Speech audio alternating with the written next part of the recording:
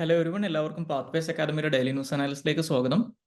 ഇന്ന് നമ്മൾ ഡിസ്കസ് ചെയ്യുന്ന topics United Nations convention on law of seas, international solar alliance, production linked incentive scheme, CPPS, and. അപ്പോൾ അതിനകത്ത് ആദ്യം ഡിസ്കസ് ചെയ്യാൻ പോകുന്നത് UN ക്ലോസിനെ കുറിച്ചാണ്. UN ക്ലോസ് അല്ലെങ്കിൽ united Nations convention on law of സീസിനെ കുറിച്ച് ഇപ്പോൾ ഡിസ്കസ് ചെയ്യുന്നതിൻ്റെ ഒരു കോണ്ടെക്സ്റ്റ് എന്ന് പറയുന്നത്, Indian prime minister Narendra Modi south east Asian രാജ്യങ്ങളായിട്ടുള്ള ബ്രൂണെ അതുപോലെ തന്നെ സിംഗപ്പൂരിലൊക്കെ ഒരു വിസിറ്റ് നടത്തിക്കൊണ്ടിരിക്കുകയാണ്. അപ്പോൾ അതിൻ്റെ ഇടയ്ക്ക് ഈ സൗത്ത് ഈസ്റ്റ് ഏഷ്യയുമായിട്ട് ബന്ധപ്പെട്ടിട്ടുള്ള അല്ലെങ്കിൽ ഇന്ത്യയുടെ ഫോറിൻ പോളിസിയായിട്ട് ബന്ധപ്പെട്ടിട്ടുള്ള ചില പരാമർശങ്ങൾ മോദി നടത്തിയതായിട്ടുള്ളൊരു വാർത്ത ഇന്നത്തെ ഇന്ത്യൻ എക്സ്പ്രസിൻ്റെ പേജ് 8 വന്നിട്ടുണ്ട്. അപ്പോൾ അതിനകത്ത് ആ വാർത്തക്കകത്ത് ഒരുപാട് സ്ഥലങ്ങളിൽ ഈ സൗത്ത് ചൈന സീ കോൺഫ്ലിക്റ്റുമായിട്ട് ബന്ധപ്പെട്ട് UN ക്ലോസിനെ കുറിച്ച് പരാമർശിക്കുന്നുണ്ട്. അപ്പോൾ ആ ഒരു കോണ്ടെക്സ്റ്റിലാണ് നമ്മൾ UN ക്ലോസിനെ കുറിച്ച് ഡിസ്കസ് ചെയ്യുന്നത്. UN ക്ലോസ് അല്ലെങ്കിൽ united Nations convention on law of the see എന്ന് പറയുന്നത് 1982 ഈ യുണൈറ്റഡ് നേഷൻസിന്റെ കീഴിൽ നടന്നിട്ടുണ്ടായിരുന്ന ചില കോൺഫറൻസസ് ഉണ്ട്. ആ കോൺഫറൻസസും അറിയപ്പെടുന്നത് UN ക്ലോസ് എന്നുള്ള പേരിലാണ്. United Nations conference on the law of സീസ് എന്നാണ് അതിന്റെ പേര്. അപ്പോൾ ഇത്തരത്തിൽ UNന്റെ കീഴിൽ നടന്നിട്ടുണ്ടായിരുന്ന ഈ UN ക്ലോസ് കോൺഫറൻസുകളുടെ മൂന്നാമത്തെ കോൺഫറൻസിന്റെ സമയത്ത് 1982 ഈ ട്രീറ്റി അഡോപ്റ്റ് ചെയ്യപ്പെടുന്നത്, അല്ലെങ്കിൽ ഈ കോൺഫറൻസ് അഡോപ്റ്റ് ചെയ്യുന്നത്. അത് പിന്നീട് ഈ ട്രീറ്റ് നിലവിൽ വരാനുണ്ടായിരുന്ന മിനിമം റിക്വയർമെന്റ് എന്ന് പറയുന്നത് അറ്റ്ലീസ്റ്റ് 60 രാജ്യങ്ങളെങ്കിലും റാറ്റിഫൈ ചെയ്താൽ മാത്രമേ ഈ ട്രീറ്റ് എൻഫോഴ്സ് ചെയ്യാൻ പറ്റുന്നുണ്ടായിരുന്നു. അപ്പോൾ അതനുസരിച്ച് 60ാമത്തെ രാജ്യം ഈ ട്രീറ്റ് റാറ്റിഫൈ ചെയ്യുന്നത് 1994 അതിന്റെ അടിസ്ഥാനത്തിൽ 1994 തൊട്ടാണ് ഈ ട്രീറ്റ് നിലവിൽ വരുന്നത്, അല്ലെങ്കിൽ ഇത് ഇംപ്ലിമെന്റ് ചെയ്യാൻ തുടങ്ങുന്നത്. അപ്പോൾ നിലവിൽ ഇന്ത്യ ഉൾപ്പെടെ 169 രാജ്യങ്ങളും അതുപോലെ തന്നെ പ്ലസ് യൂറോപ്യൻ യൂണിയനും ഈ ട്രീറ്റി റാറ്റിഫൈ ചെയ്തിട്ടുണ്ട്. അപ്പോൾ ഈ ട്രീറ്റിയുടെ മെയിൻ പർപ്പസ് എന്ന് പറയുന്നത് നമ്മുടെ ലോകത്തിലെ മറീൻ അതുപോലെ തന്നെ മാരിടൈം ആക്ടിവിറ്റീസുമായിട്ട് ബന്ധപ്പെട്ടിട്ട് ഒരു ലീഗൽ ഫ്രെയിംവർക്ക് പ്രൊവൈഡ് ചെയ്യുന്ന ഏറ്റവും പ്രധാനപ്പെട്ട ട്രീറ്റിയാണ് UN ക്ലോസ് എന്ന് പറയുന്നത്. അപ്പോൾ നേരത്തെ 1958 ഉണ്ടായിരുന്ന കൺവെൻഷൻ ഓൺ ഹൈ സീസ് എന്ന് പറഞ്ഞൊരു ട്രീറ്റി ഉണ്ടായിരുന്നു. അതിന് റീപ്ലേസ് ചെയ്ത് വന്നിട്ടുണ്ടായിരുന്ന ആ ഒരു കൺവെൻഷൻ ഓൺ ഹൈ സീസുമായിട്ട് ബന്ധപ്പെട്ടിട്ടുള്ള 4 ട്രീറ്റീസ് ഉണ്ടായിരുന്നു. അതിന് റീപ്ലേസ് ചെയ്ത് വന്നിട്ടുള്ള ഒരു ട്രീറ്റിയാണ് UN ക്ലോസ് എന്ന് പറയുന്നത്. ഇപ്പൊ ഈ UN ക്ലോസിന്റെ കീഴിൽ വേറൊരു ഹൈ സീസ് ട്രീറ്റി ഇപ്പൊ നെഗോഷിയേറ്റ് ചെയ്യപ്പെട്ടുകൊണ്ടിരിക്കുകയാണെന്നും കൂടി ജസ്റ്റ് ഒന്ന് അറിഞ്ഞിരിക്കുക.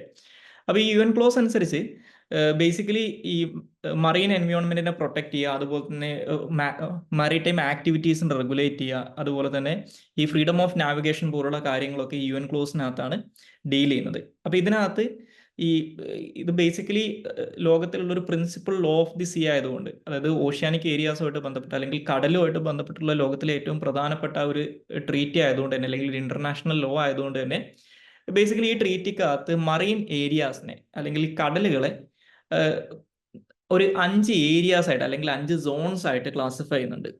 അപ്പൊ അതിനകത്ത് നമ്മുടെ രാജ്യത്തിന്റെ അതിർത്തിയോട് തൊട്ടടുത്ത് കിടക്കുന്ന മേഖലകളെ ഇന്റേണൽ വാട്ടേഴ്സ് എന്നും, അതുപോലെ തന്നെ രാജ്യങ്ങളുടെ ബേസ് ലൈൻ തൊട്ട്, അതായത് കോസ്റ്റൽ ഏരിയാസ് ഉള്ള രാജ്യങ്ങളുടെ ബേസ് ലൈൻ തൊട്ട് 12 നോട്ടിക്കൽ മൈൽ വരെയുള്ള ദൂരത്തിന് ആ രാജ്യത്തിന്റെ ടെറിട്ടോറിയൽ സീ ആയിട്ടും, അതുപോലെ തന്നെ ഈ 12 നോട്ടിക്കൽ മൈൽ തൊട്ട് അടുത്ത 12 നോട്ടിക്കൽ മൈൽ വരെ, അല്ലെങ്കിൽ ബേസ് ലൈൻ തൊട്ട് 24 നോട്ടിക്കൽ മൈൽ വരെയുള്ള ഏരിയ കണ്ടീജിയസ് സോൺ ആയിട്ടും, അതുപോലെ തന്നെ ഈ ബേസ് ലൈൻ തൊട്ട് 200 നോട്ടിക്കൽ മൈൽ വരെയുള്ള ദൂരം എക്സ്ക്ലൂസീവ് എക്കണോമിക് സോൺ ആയിട്ടും, അതിന്റെ പുറത്തേക്കുള്ള സ്ഥലം, ഈ എക്സ്ക്ലൂസീവ് എക്കണോമിക് സോണിന്റെ പുറത്തേക്കുള്ള സ്ഥലം ഹൈ സീസ് ആയിട്ടൊക്കെ ഇതിങ്ങനെ 5 ഏരിയാസ് ആയിട്ട് അല്ലെങ്കിൽ 5 സോൺസ് ആയിട്ട് മറീൻ ഏരിയാസിനെ ക്ലാസിഫൈ ചെയ്യുന്നുണ്ട്.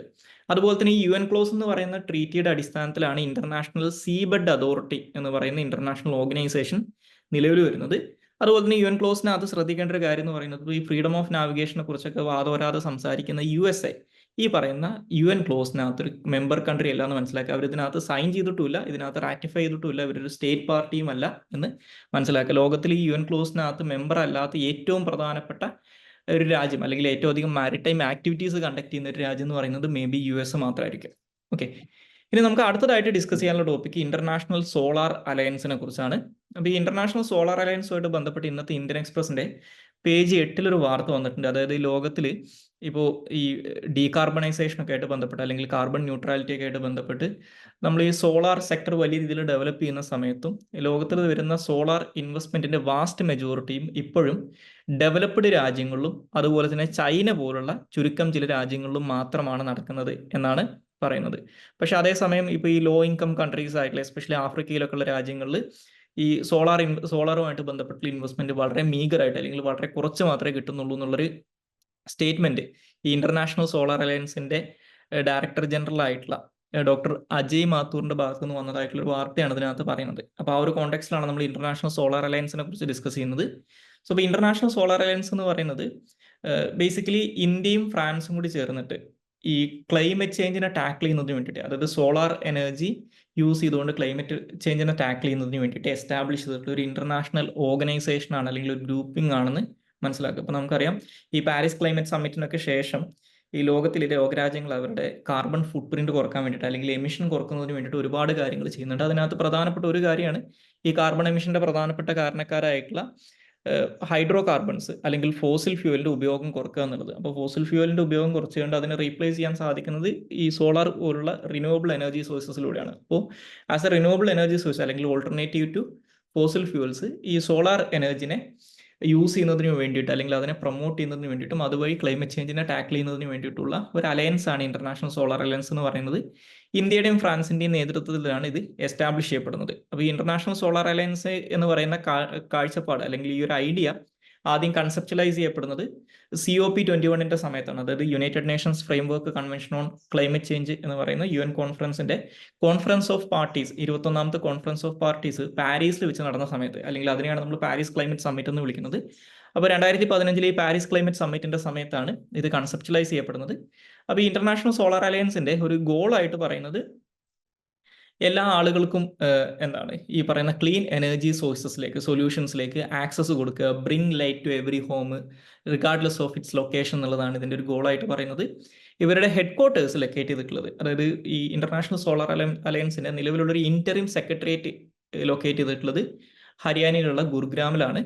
ഇനി ഇതിനകത്തുള്ള മെമ്പർഷിപ്പ് എന്ന് പറയുന്നത് യുണൈറ്റഡ് നേഷൻസ് മെമ്പേഴ്സ് ആയിട്ടുള്ള ഏതൊരു രാജ്യത്തിനും ഇന്റർനാഷണൽ സോളാർ അലയൻസിന്റെ മെമ്പറായിട്ട് മാറാൻ പറ്റും. പക്ഷെ ഇത് വളണ്ടറി ബേസിസിലാണ് മെമ്പർഷിപ്പ്.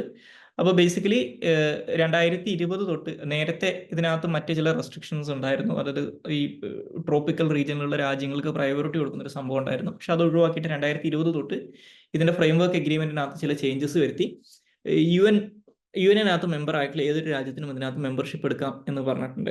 ഓക്കെ, അപ്പോൾ ഇവരുടെ നിലവിലുള്ള ഒരു എയിം ആയിട്ട് പറയുന്നത് ഈ സോളാർ എനർജി സൊല്യൂഷൻസിന് വേണ്ടിയിട്ട് 2030 ആകുമ്പോഴേക്കും ഒരു $1000 ബില്യൺ ഇൻവെസ്റ്റ്മെന്റ് മൊബിലൈസ് ചെയ്യുക എന്നുള്ളതാണ്. അപ്പോൾ അതിലൂടെ ഈ വലിയ രീതിയിലുള്ള സോളാർ പ്രൊഡക്ഷൻ കപ്പാസിറ്റി അച്ചീവ് ചെയ്യുക. അപ്പോൾ ഈ പറയുന്ന 2030 ആകുമ്പോഴേക്കും $1000 ബില്യൺ ഇൻവെസ്റ്റ്മെന്റ് സോളാർ എനർജി സൊല്യൂഷൻസിലേക്ക് മൊബിലൈസ് ചെയ്യുക. അതുപോലെ തന്നെ 1 ബില്യൺ ആളുകൾക്ക് എനർജി ആക്സസ് എൻഷുർ ചെയ്യുക. അതുപോലെ തന്നെ 1000 gigawatt solar energy capacity, installed solar energy capacity achieve ചെയ്യുക എന്നുള്ളതൊക്കെയാണ് ഇവരുടെ ഇപ്പോഴത്തെ എയിം ആയിട്ട് പറയുന്നത്. ഇനി ഇവർ പ്രധാനമായിട്ടും ഫോക്കസ് ചെയ്യുന്ന 4 പ്രയോറിറ്റി ഏരിയാസ് ഉണ്ട്. ഒന്ന് അനലിറ്റിക്സ് ആൻഡ് അഡ്വക്കസി ആണ്, രണ്ടാമത്തത് കപ്പാസിറ്റി ബിൽഡിംഗ് ആണ്, മൂന്നാമത്തത് പ്രോഗ്രാമാറ്റിക് സപ്പോർട്ട്, അതുപോലെ തന്നെ നാലാമതായിട്ട് പറയുന്നത് റെഡിനെസ് ആൻഡ് എനേബിളിംഗ് ആക്ടിവിറ്റീസ് ആണ്. ഓക്കെ, ഇനി അതുപോലെ തന്നെ ഇന്റർനാഷണൽ സോളാർ അലയൻസിന്റെ കീഴിൽ വരുന്ന പ്രധാനപ്പെട്ട പ്രൊജക്ടുകൾ എന്ന് പറയുന്നത് ഒന്ന് one sun one world one grid അല്ലെങ്കിൽ OSOWOG എന്ന് പറയുന്നതാണ്. രണ്ടാമത്തത് international solar alliance solar technology and application resource centre, മൂന്നാമത്തത് Indian technical and economic cooperation scheme എന്നുള്ള സ്കീമുമാണ്. ഇത് മൂന്നുമാണ് ഇവരുടെ കീഴിൽ വരുന്ന പ്രധാനപ്പെട്ട പ്രൊജക്ടുകൾ എന്ന് അറിഞ്ഞിരിക്കുക. ഇനി നമുക്ക് അടുത്തതായിട്ട് ഡിസ്കസ് ചെയ്യാനുള്ള ടോപ്പിക് PLI സ്കീമിനെ കുറിച്ചാണ്, അല്ലെങ്കിൽ പ്രൊഡക്ഷൻ ലിങ്ക്ഡ് ഇൻസെന്റീവ് സ്കീമിനെ കുറിച്ചാണ്. അപ്പോൾ ഈ പ്രൊഡക്ഷൻ ലിങ്ക്ഡ് ഇൻസെന്റീവ് സ്കീമിനെ കുറിച്ച് ഇപ്പോൾ ഡിസ്കസ് ചെയ്യുന്നതിന്റെ ഒരു കോണ്ടെക്സ്റ്റ് എന്ന് പറയുന്നത് റിലയൻസ് ഇൻഡസ്ട്രീസിനെ ഈ പ്രൊഡക്ഷൻ ലിങ്ക്ഡ് ഇൻസെന്റീവ് സ്കീമിന്റെ ഭാഗമായിട്ട് വരുന്ന ഒരു അഡ്വാൻസ്ഡ് കെമിസ്ട്രി സെല്ല് അല്ലെങ്കിൽ ACC സ്റ്റോറേജ് യൂണിറ്റ്സിന്റെ ഒരു സെക്ടർ ഉണ്ട്. നമ്മൾ പുതിയ ബാറ്ററീസുമായിട്ട് ബന്ധപ്പെട്ട് വരുന്ന ഒരു ടെക്നോളജിയാണ്. അപ്പോൾ അതിന്റെ ഈ PLI സ്കീമിനകത്തുള്ള അതുമായിട്ട് ബന്ധപ്പെട്ട് വരുന്ന ബിഡിങ്ങിനകത്ത് റിലയൻസ് ഇൻഡസ്ട്രീസ് ആ ബിഡ് വിജയിച്ചതായിട്ടുള്ള ഒരു വാർത്ത ഇന്നത്തെ ഇന്ത്യൻ എക്സ്പ്രസിന്റെ പേജ് 13 വന്നിട്ടുണ്ട്. ആ ഒരു കോണ്ടെക്സ്റ്റിലാണ് ഇതിനെക്കുറിച്ച് ഡിസ്കസ് ചെയ്യുന്നത്. അപ്പോൾ ഈ PLI സ്കീം എന്ന് പറയുന്നത് ഇന്ത്യയിലെ ഡൊമസ്റ്റിക് മാനുഫാക്ചറിങ് കേപ്പബിലിറ്റീസ് എൻഹാൻസ് ചെയ്യുന്നതിന് വേണ്ടിയിട്ടും അതിലൂടെ എംപ്ലോയ്മെന്റ് ജനറേറ്റ് ചെയ്യാനും ഇമ്പോർട്ട് സബ്സ്റ്റിറ്റ്യൂഷൻ നടപ്പിലാക്കാനും നമ്മുടെ ഇമ്പോർട്ട് ഡിപ്പെൻഡൻസി കുറക്കുന്നതിനൊക്കെ വേണ്ടിയിട്ട്, അല്ലെങ്കിൽ ബേസിക്കലി ഇന്ത്യയുടെ മാനുഫാക്ചറിങ് കപ്പാസിറ്റി ഇൻക്രീസ് ചെയ്യുന്നതിന് വേണ്ടിയിട്ട് 2020 ഗവൺമെന്റ് ഓഫ് ഇന്ത്യ ലോഞ്ച് ചെയ്തിട്ടുള്ള ഒരു സ്കീമാണ് PLI സ്കീം എന്ന് പറയുന്നത്. അപ്പോൾ ഈ പേര് സൂചിപ്പിക്കുന്നത് പോലെ തന്നെ ഇതൊരു ഗവൺമെന്റിന്റെ ഭാഗത്തുനിന്ന് ഇൻസെന്റീവ് കൊടുക്കുന്ന ഒരു സ്കീമാണ്. അതുകൊണ്ടാണ് ഇതിനെ പ്രൊഡക്ഷൻ ലിങ്ക്ഡ് ഇൻസെന്റീവ് സ്കീം എന്ന് പറയുന്നത്. ഇനി ഈ സ്കീമിന്റെ എയിം ആയിട്ട് പറയുന്നത് ഒന്ന് നമ്മുടെ ഇന്ത്യയുടെ ഡൊമസ്റ്റിക് മാനുഫാക്ചറിങ് കപ്പാസിറ്റി ഇൻക്രീസ് ചെയ്യുക, അതുപോലെ തന്നെ ഇമ്പോർട്ട് സബ്സ്റ്റിറ്റ്യൂഷന്, മൂന്നാമത്തത് എംപ്ലോയ്മെന്റ് ജനറേഷൻ എന്നീ 3 കാര്യങ്ങളാണ് ഇതിന്റെ പ്രധാനമായിട്ടുള്ള ലക്ഷ്യങ്ങളായിട്ട് പറയുന്നത്. അപ്പോൾ നിലവിൽ ഈ പ്രൊഡക്ഷൻ ലിങ്ക്ഡ് ഇൻസെന്റീവ് സ്കീമിനകത്ത് 14 സെക്ടേഴ്സ് കവർ ചെയ്യുന്നുണ്ട്. ഇപ്പോൾ ഈ നേരത്തെ പറഞ്ഞ ACC അല്ലെങ്കിൽ ബാറ്ററീസ്, അതുപോലെ തന്നെ സോളാർ പാനൽസ്, അതുപോലെ ഡ്രോണ്, ടെക്സ്റ്റൈൽ ഇൻഡസ്ട്രി, ഇതൊക്കെ കവർ ചെയ്യുന്നുണ്ട്. പക്ഷേ ഇനീഷ്യലി 2020 ഇത് അനൗൺസ് ചെയ്യുന്ന സമയത്ത് വെറും 3 സെക്ടേഴ്സ് മാത്രമാണ് ഇതിനകത്ത് കവർ ചെയ്തിട്ടുണ്ടായിരുന്നത്. Mobile and allied component manufacturing, അതുപോലെ തന്നെ electrical component manufacturing, medical devices എന്നീ 3 മേഖലകൾ മാത്രമേ ആദ്യം ഉണ്ടായിരുന്നുള്ളൂ. ഇപ്പൊ ഇതിനകത്ത് 14 സെക്ടേഴ്സ് കവേർഡ് ആണെന്ന് മനസ്സിലാക്കുക. പക്ഷെ ഇതിനകത്ത് ഓരോ സെക്ടറിനുള്ള ഈ ഇൻസെന്റീവിന്റെ പെർസെൻറ്റേജ് എന്ന് പറയുന്നത് അത് വേരി ചെയ്യും. അത് 1% തൊട്ട് 20% വരെ വേരി ചെയ്യുന്നുണ്ട്. അത് ചില സെക്ടേഴ്സിനകത്ത് ഇൻസെന്റീവ് വളരെ കൂടുതലാണ്, ചില സെക്ടേഴ്സിനകത്ത് അത് കമ്പാരിറ്റീവ്ലി കുറവായിരിക്കും. അപ്പോൾ ഇതിനകത്തുള്ള ഇൻസെന്റീവ്, അതായത് ഈ പറയുന്ന പ്രൊഡക്ഷൻ ലിങ്ക്ഡ് ഇൻസെന്റീവ് സ്കീമിനകത്ത് ഓരോ സെക്ടറിനും കിട്ടുന്നത് അല്ലെങ്കിൽ ഓരോ കമ്പനിക്കും കിട്ടുന്ന ഇൻസെന്റീവ് എന്ന് പറയുന്നത് അവരുടെ ഇൻക്രിമെന്റൽ സെയിൽ വാല്യൂവിന്റെ അടിസ്ഥാനത്തിലാണ് കാൽക്കുലേറ്റ് ചെയ്യുന്നത്. അത് സെക്ടർ വൈസ് ചേഞ്ച് ചെയ്യും എന്നും മനസ്സിലാക്കുക.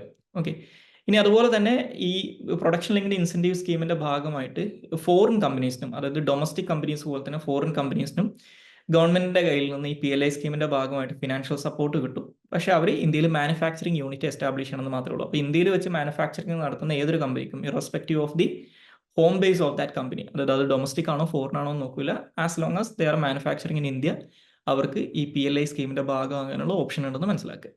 ഇനി ഈ PLI സ്കീമിന്റെ ഒബ്ജക്റ്റീവ്സ് ഒന്നുകൂടി പറഞ്ഞു കഴിഞ്ഞാൽ, ഒന്ന് ഈ ചൈന പോലുള്ള ഫോറിൻ കൺട്രീസിന്റെ മുകളിലുള്ള നമ്മുടെ മാനുഫാക്ചറിങ്ങിന്റെ ഡിപ്പെൻഡൻസി കുറക്കുക എന്നുള്ളതാണ്. കാരണം ഇന്ത്യ മാനുഫാക്ചർഡ് പ്രോഡക്റ്റുകളാണ് ചൈനയിൽ നിന്നും വലിയ രീതിയിൽ ഇമ്പോർട്ട് ചെയ്യുന്നത്. അപ്പോൾ ഇത്തരത്തിലുള്ള ഇമ്പോർട്ടിന്റെ ഡിപ്പെൻഡൻസി കുറക്കുക, എസ്പെഷ്യലി ചൈനയുടെ മുകളിലുള്ള ഡിപ്പെൻഡൻസി കുറക്കുക. അതുവഴി ഇമ്പോർട്ട് ബില്ല്, കാരണം നമ്മുടെ ഈ ട്രേഡ് ഡെഫിസിറ്റിനും അതുവഴി നമ്മുടെ ഫിസിക്കൽ ഡെഫിസിറ്റിനൊക്കെ ഉള്ള ഒരു പ്രധാനപ്പെട്ട കാരണം എന്ന് പറയുന്നത് നമ്മുടെ ഹ്യൂജ് ഇമ്പോർട്ട് ബില്ലാണ്. അപ്പോൾ ആ ഇമ്പോർട്ട് ബില്ല് റെഡ്യൂസ് ചെയ്യുക, ഡൊമസ്റ്റിക് മാനുഫാക്ചറിങ്ങിനെ ബൂസ്റ്റ് ചെയ്യുക, അതുപോലെ തന്നെ എംപ്ലോയ്മെന്റ് ജനറേറ്റ് ചെയ്യുക എന്നുള്ളതൊക്കെയാണ് ഇതിന്റെ ഒബ്ജക്റ്റീവ്സ് ആയിട്ട് പറയുന്നത്. ഇനി നമുക്ക് അടുത്തതായിട്ട് ഡിസ്കസ് ചെയ്യാനുള്ള ടോപ്പിക് CPPS അല്ലെങ്കിൽ സെൻട്രലൈസ്ഡ് പെൻഷൻ പേയ്മെന്റ് സിസ്റ്റം എന്ന് പറയുന്ന, ഇപ്പോൾ പുതുതായിട്ട് അനൗൺസ് ചെയ്തിട്ടുള്ള EPFOയും അതുപോലെ തന്നെ മിനിസ്ട്രി ഓഫ് ലേബറും കൂടി ചേർന്ന് അനൗൺസ് ചെയ്തിട്ടുള്ള ഒരു പെൻഷൻ പേയ്മെന്റ് സിസ്റ്റത്തെ കുറിച്ചാണ്. അപ്പോൾ ഇതുമായിട്ട് ബന്ധപ്പെട്ട് ഇന്നത്തെ ഹിന്ദുവിന്റെ പേജ് 1 അവരുടെ ഫസ്റ്റ് പേജിൽ ഒരു വാർത്തയുണ്ട്. ആ ഒരു കോണ്ടെക്സ്റ്റിലാണ് അതിനെക്കുറിച്ച് ഡിസ്കസ് ചെയ്യുന്നത്. അപ്പോൾ ഈ സെൻട്രലൈസ്ഡ് പെൻഷൻ പേയ്മെന്റ് സിസ്റ്റം എന്ന് പറയുന്നത് ഇപ്പോൾ EPFO അല്ലെങ്കിൽ എംപ്ലോയി പ്രൊവിഡന്റ് ഫണ്ട് ഓർഗനൈസേഷനും അതുപോലെ തന്നെ മിനിസ്ട്രി ഓഫ് ലേബറും കൂടി മുന്നോട്ട് വെച്ചിട്ടുള്ള ഒരു പ്രപ്പോസലാണ് അടുത്ത വർഷം ജനുവരി തൊട്ട് ഇംപ്ലിമെന്റ് ചെയ്യാനിരിക്കുന്ന ഒരു സംഭവമാണ് ഇതെന്ന് മനസ്സിലാക്കുക. അപ്പോൾ EPFO മാനേജ് ചെയ്യുന്ന ഒരു എംപ്ലോയീസ് പെൻഷൻ സ്കീം എന്ന് പറയുന്ന ഒരു പെൻഷൻ സ്കീം ഉണ്ട്. ആ പെൻഷൻ സ്കീമിന്റെ ഭാഗമായിട്ട് പെൻഷൻ വാങ്ങിക്കുന്ന ആളുകൾക്കാണ് ഈ സ്കീം അപ്ലിക്കബിൾ ആയിട്ടുള്ളത്. അപ്പോൾ ഈ സ്കീമിന്റെ പ്രത്യേകത എന്താണെന്ന് വെച്ച് കഴിഞ്ഞാൽ, നേരത്തെ ഈ സ്കീമിന്റെ ഭാഗമായിട്ട് പെൻഷൻ കിട്ടണമെങ്കിൽ ഒരു പെർട്ടിക്കുലർ ബാങ്കിനകത്ത് അക്കൗണ്ട് വേണമെന്നൊക്കെ ഉണ്ടായിരുന്നു. അതൊരു ബ്രാഞ്ചിലൂടെ മാത്രമേ, അല്ലെങ്കിൽ നമ്മൾ ഡെസിഗ്നേറ്റഡ് ആയിട്ടുള്ള ഒരു ബ്രാഞ്ചിലൂടെ മാത്രമേ ആ പെൻഷൻ കിട്ടുള്ളൂ. ആളുകൾ, ഈ പെൻഷനേഴ്സ് ആയിട്ടുള്ള ആളുകൾ അവരുടെ താമസം ഒരു സ്ഥലത്ത് നിന്ന് മറ്റൊരു ലൊക്കേഷനിലേക്ക്, ഇന്ത്യയിൽ നിന്ന് ഇപ്പോൾ കേരളത്തിൽ നിന്ന് തമിഴ്നാട്ടിലേക്ക് മാറ്റുകയാണെങ്കിൽ അവർ ആ കാര്യം ഈ EPFOനെ ഇൻഫോം ചെയ്തിട്ട് ഈ ബാങ്ക് അക്കൗണ്ട് ചേഞ്ച് ചെയ്യേണ്ടൊക്കെ ആവശ്യം ഉണ്ടായിരുന്നു. അപ്പോൾ ഇനി അതൊന്നും വേണ്ട. ഈ സെൻട്രലൈസ്ഡ് പെൻഷൻ പേയ്മെന്റ് സിസ്റ്റം എന്ന് പറഞ്ഞു കഴിഞ്ഞാൽ ഏത് ബാങ്കിലൂടെയും ഏത് ബ്രാഞ്ചിലൂടെയും ഇന്ത്യയിൽ എവിടെ വെച്ചും ഇവർക്ക് പെൻഷൻ സ്വീകരിക്കാൻ പറ്റും എന്നുള്ള ഒരു അഡ്വാൻറ്റേജ് ഇതിനുണ്ട്. അപ്പോൾ ഈ EPFOയുടെ കീഴിലുള്ള 78 ലക്ഷത്തോളം വരുന്ന എംപ്ലോയി പെൻഷൻ സ്കീമിന്റെ ഭാഗമായിട്ടുള്ള പെൻഷനേഴ്സിന് ഇതിന്റെ ബെനിഫിറ്റ് കിട്ടും എന്നാണ് പറയുന്നത്. അപ്പോൾ ഇന്ത്യയിൽ ഉടനീളം ഈ പെൻഷൻ ഡിസ്ബേഴ്സ്മെന്റ് വളരെ ഈസി ആക്കി മാറ്റുന്നു എന്നുള്ളൊരു അഡ്വാൻറ്റേജ് ഇതിനുണ്ട്. അപ്പോൾ നേരത്തെയൊക്കെ ഈ പെൻഷന്റെ ട്രാൻസ്ഫർ ഒക്കെ ചെയ്യുന്ന സമയത്ത് ഈ പെൻഷൻ പേയ്മെന്റ് ഓർഡേഴ്സ് ഒക്കെ ഒരു ഓഫീസിൽ നിന്ന് മറ്റൊരു ഓഫീസിലേക്കൊക്കെ ട്രാൻസ്ഫർ ചെയ്യുന്ന ആവശ്യം ഉണ്ടായിരുന്നു. ഇപ്പോൾ അതൊന്നും വേണ്ട. അതുപോലെ തന്നെ പെൻഷനേഴ്സ് ഒരു ലൊക്കേഷനിൽ നിന്ന് മറ്റൊരു ലൊക്കേഷനിലേക്ക് മാറുന്ന സമയത്തൊന്നും അവരുടെ ബാങ്കും ബ്രാഞ്ചൊന്നും മാറ്റേണ്ട കാര്യമില്ല. അവർക്ക് അത് എവിടെ വെച്ചിട്ടും ഈ പെൻഷൻ സ്വീകരിക്കാം എന്ന് പറയുന്നുണ്ട്.